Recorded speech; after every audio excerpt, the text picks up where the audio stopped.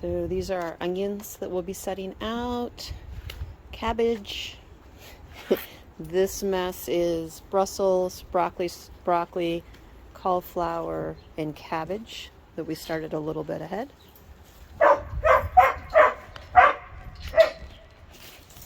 This is a wonderful little spot with the magnolia tree blossoming behind me as the sun's setting, to sit and contemplate the garden. I don't know if any of you other gardeners out there this time of year spend a lot of time walking in circles around the garden, or standing there with your hands on your hips just trying to figure out where everything goes. Our border collie mix does not, I repeat, does not like it when his flock is separated, especially the youngest members of the flock that he feels that he is in charge of. On tomorrow, which is Friday the 15th, tax day, I'm planning tomorrow to plant onions and broccoli and cauliflower. These are all started plants. Brussels sprouts and cabbage. So I am planning on planting that. I think my plants are hardened off enough. Hey, Goose.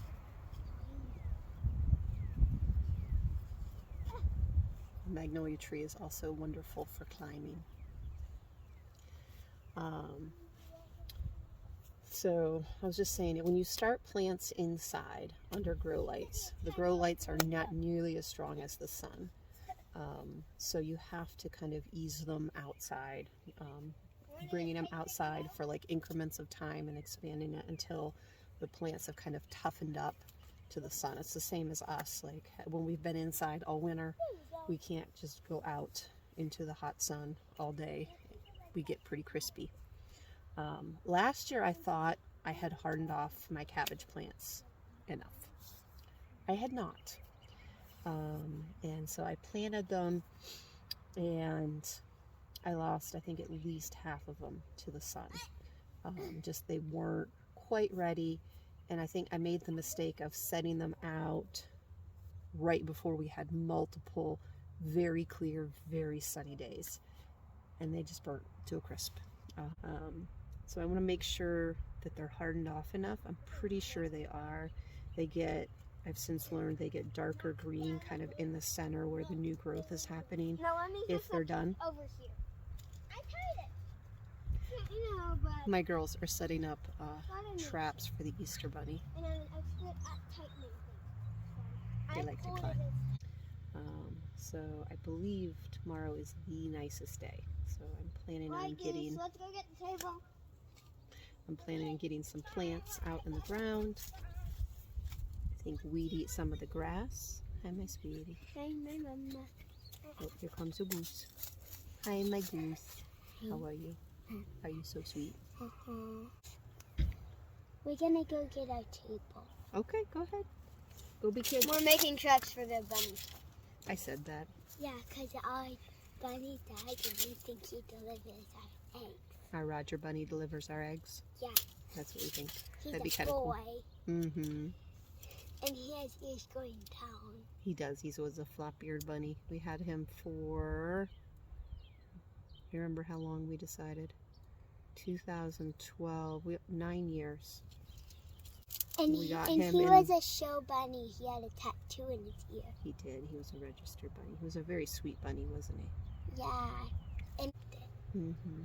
He did. He hopped around circles around your feet, didn't he? yeah.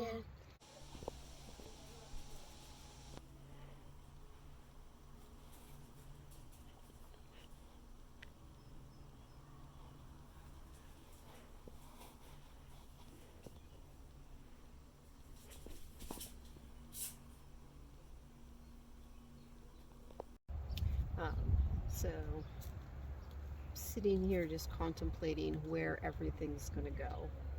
We'll probably put about 20 pepper plants in. We'll put in at least a couple hundred onions.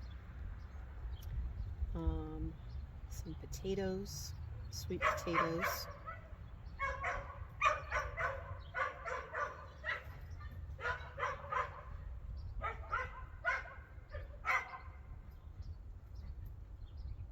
A lot of basil.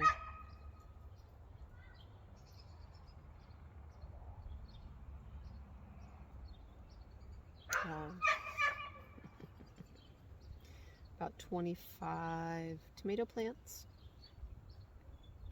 I feel like I'm forgetting things.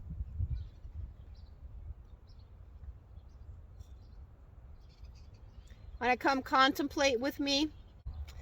So I'm just sitting here contemplating where cabbage and broccoli and cauliflower and Brussels sprouts go. I'm thinking maybe that bed that was the first winter chicken digs beside the garlic. Yeah, a good spot. I think that's where I'm leaning towards. That would work.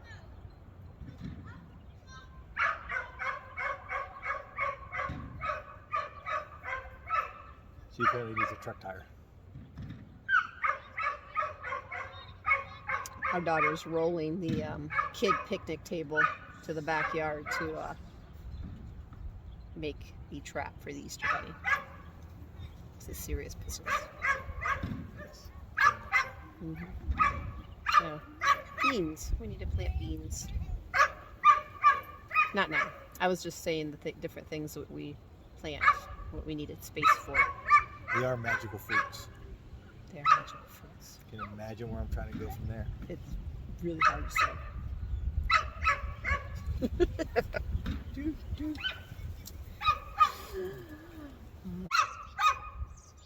And they have to figure out where the onions go. Mm-hmm. There's so much space for activities. There's not enough space. We need tomatoes and peppers, beans, potatoes, sweet potatoes. You got all the space. There's not enough space. Sure it is. You're going to hear this argument often. Last year you didn't think there was enough space. We had plenty of space. It was just enough. Just plenty. Just enough. I planted more cabbages here. Okay. And then when we harvest it in a few months, we got place for other things.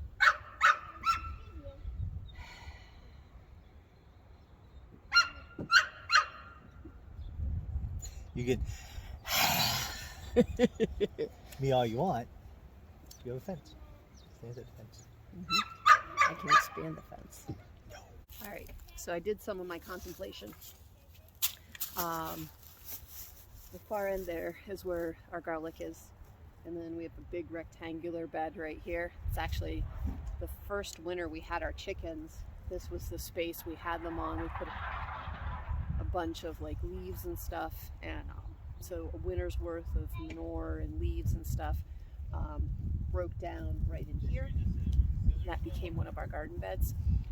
In general, I like to keep my soil covered, but it's nice and windy. We've had a decent amount of rain. I'd like to plant this tomorrow.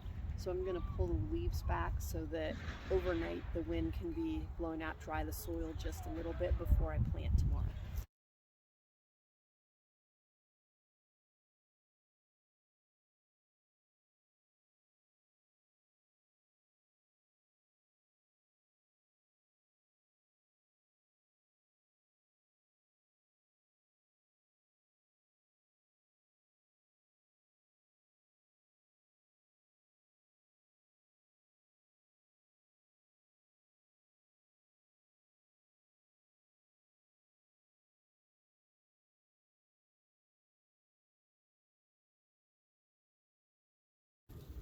All right, this is what I love about no-till gardening. In the fall, well, in general, I almost always try to keep my soil covered with grass clippings or leaf mulch or something.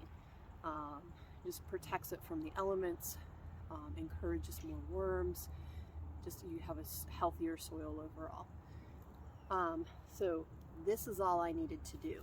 So the only tool I needed, it's just this is a future fork.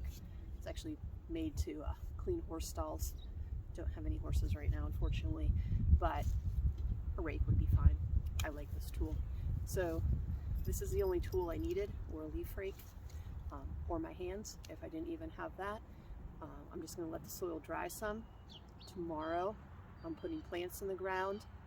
I'm going to bring the leaf mulch back around the plants.